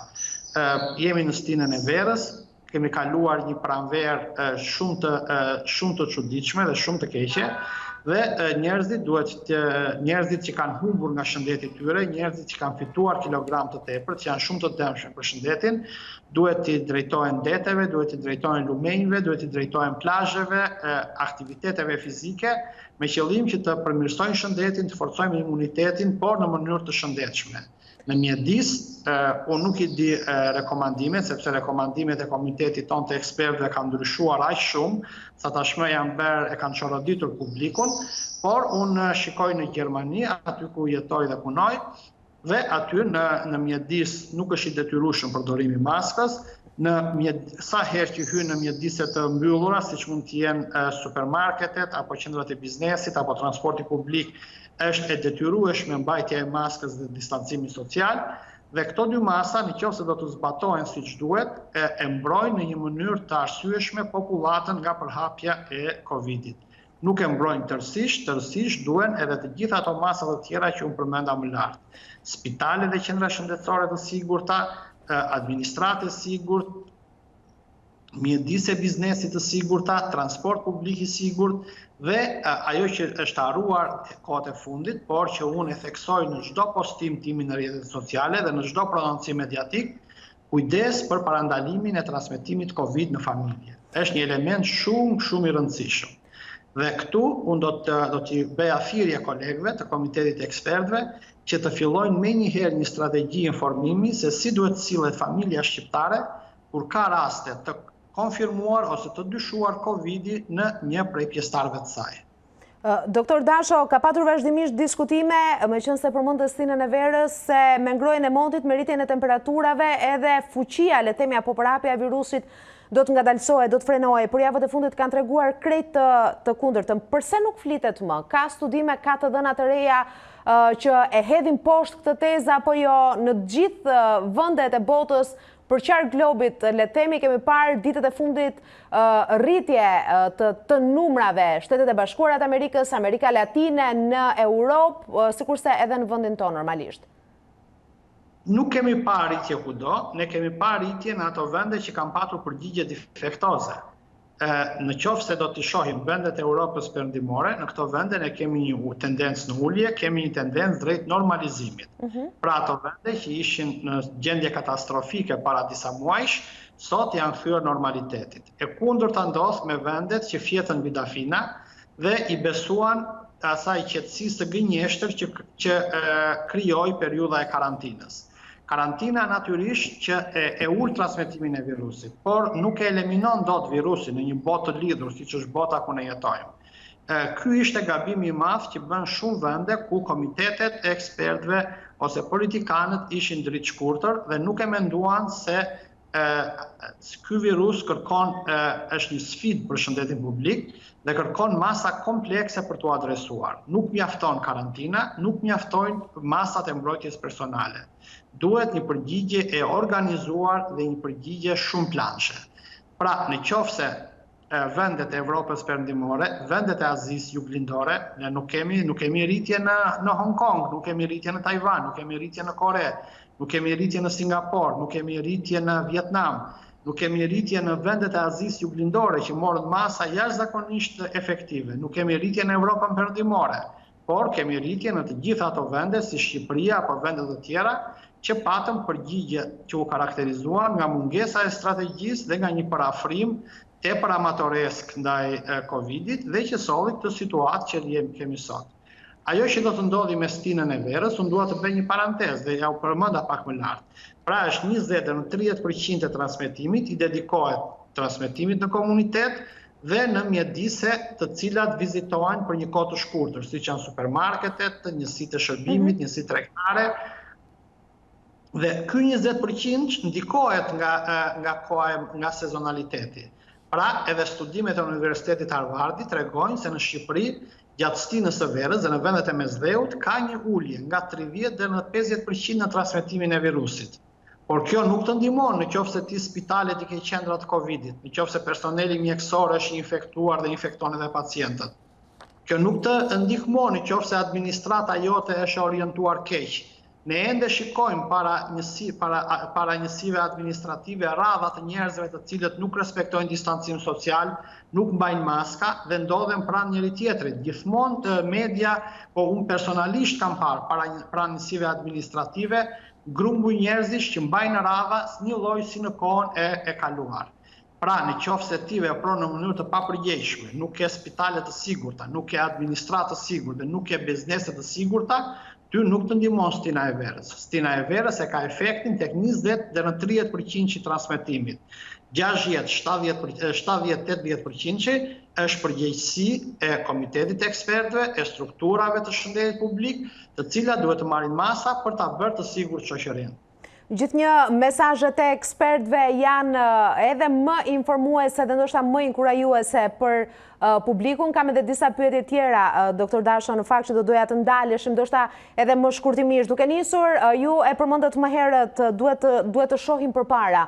Por si mund të shohim përpara, kur Bashkimi Evropian ka hapur kufit e saj për disa shtete, por Shqipëria renditet mes vendeve të pasigurta. Madje Britania e Madhe sot ka renditur vendin tonë si një të tillë. Ndërkohë ne lejojmë që vizitorët e huaj të vizitojnë vendin tonë. Ne lejojmë që vizitorët e huaj të vizitojnë vendin tonë, por të vetmit vizitorë që po na vinë janë ato nga Bielorusia, nga Ukraina, pra nga vende që janë më keq se ne.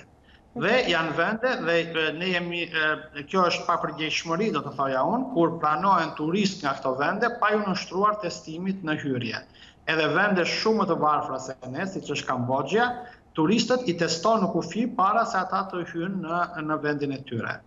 Pra, unë do të thoja që fakti që Bashkimi Evropian na mbylli kufit nuk është faji i Bashkimit Evropian, është faji ynë, është faji i strukturave tona që janë përgjegjëse për kontrollin e epidemisë, që sollën situatën në këtë gjendje që jemi sot.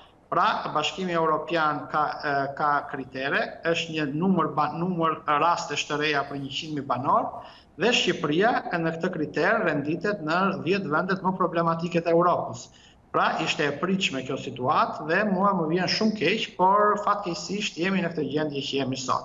Qytetarët e kanë të gjithë të drejtën që të ndihen jo vetëm të mosbesues, siç e thash më lart, por të ndihen të tradhtuar, sepse ata ju përgjigjen thirrjes për t'u izoluar gjatë periudhës mars, prill dhe maj, por më vonë e gjetën veten të pambrojtur përballë virusit. Dhe kjo përbën një situatë që unë do ta klasifikoja në skandal dhe në situatë që që e kalon çdo pritshmëri që ne si ekspert kemi patur nga kolegët tanë.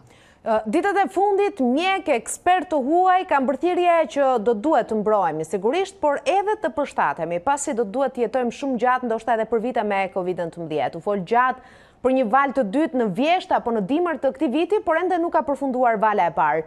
Çfarë duhet besojmë në një kohë kur nuk është folur më të paktën prej javësh për një vaksinë të mundshme? Natyrisht që përpjekjet për të zbuluar një vaksinë janë përpjekje që janë shumë shpresdhënëse dhe unë uroj që një vaksinë të dali sa më shpejt, të paktën për të vaksinuar dhe për të imunizuar grupet në risk, personelin mjekësor, të moshuarit dhe personat e prekur nga sëmundje kronike. Ndërkohë, ajo që quhet si realiteti i ri është fatkeqësisht një term që po merr gjithmonë më tepër dëgjueshmëri, është më tepër një parafrim që i kalon kufit e shëndetësisë tani, është një parafrim ku ndërthuret sociologjia, ndërthuret filozofia, ndërthuren shumë disiplina të tjera. Unë nuk kam në një mendim të veçantë se si duhet të fillojmë të përshtatemi dhe se si duhet të ndryshojë jeta. Do të janë dinamika që do t'i shohim muaj pas muaj dhe vit pas viti. Por ajo që unë do të thoja nga pikpamja e shëndetit publik është kjo. Unë personalisht, që kur kam bërë analizat e mia në fillimet e epidemisë, e kam thënë se nuk është koha që ne të marrim masa që të unifikuara dhe masa që e trajtojnë një lloj të gjithë popullatën. Ne duhet të marrim masa inteligjente që i diferencojnë grupet e popullatës, ku ne mbrojmë të moshuarit dhe të sëmurët kronik dhe personelin mjekësor dhe të mundohemi që pjesa tjetër e të rinjve e të personave që janë në shëndet të mirë të vazhdojnë jetën normale. Nuk ka më keq se sa ne të cënojmë të drejtën për të arsimuar të rinjve apo të fëmijëve tanë. Është për mendimin tim duhet një shoqërit besoj dhe edhe filozofia, pse jo, edhe sociologët, edhe psikologët duhet të gjejnë një mënyrë për të krijuar një mënyrë që ta riorientojnë në mënyrë të tillë shoqërinë që të preket sa më pak normaliteti i jetës së gjithë secilit. Dhe mundësit janë në kohën e internetit, të digitalizimit dhe të masave inteligjente që të gjenden rrugë mbrojtëse për të moshuarit, për të sëmurët kronik, pa prekur ose duke ndryshuar sa më pak për ditëshmërinë e jetës. Doktor Dasha, ju falenderoj për këtë analizë të situatës së Covid-19 në vendin tonë dhe për këshillat tuaja. Sigurisht dhe shpresojmë që bisedën e radhës ta bëjmë bashkë pse jo në studio me më shumë frym optimiste le themi për situatën dhe sigurisht në shpresën për gjetjen e një vaksine për mbar popullatën. Unë ju falderoj, me shumë kënaqësi do t'i vizitoja studiot, sepse do në kemi folur shumë herë nëpërmjet internetit, do jetë kënaqësi që do vi edhe në studio një ditë. Pa maskë dhe doreza. Dorezat janë ajo gafa më e madhe që bëhet, kjo ndodh vetëm në Shqipëri. Kjo ka qenë një masë rudimentare, masë e janarit dhe e shkurtit. Tashmë, në asnjë vend të botës nuk rekomandohen dorezat, dikujt në atë komitetin ton të ekspertëve i ka ngelur ora në janar dhe në shkurt. Doreza jo vetëm që nuk ndihmon, po dëmton. Dhe kur unë shkoj në për lokale dhe shoh kamarierët që më shërbejnë me ato dorezat që mund të kenë ditë të tëra pa u ndruar, unë e ndjej veten jo të mbrojtur, por të ekspozuar ndaj virusit. Dhe gjithmonë them fjalë me mendjen time jo të mira për kolegët e mi, të cilët nuk kanë atë jo vizionin por nuk kanë as disponueshmërinë që të updatojnë me të rejat dhe të reflektojnë ato në praktikë. Faleminderit edhe një herë dhe punë të mbarë në vijim. Edhe unë faleminderit, natën e mirë.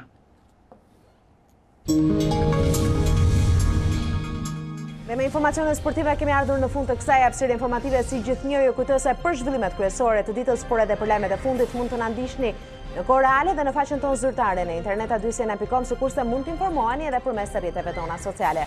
Bashkë ndajemi këtu, faleminderit për vëmendjen tuaj. Mirupafshim.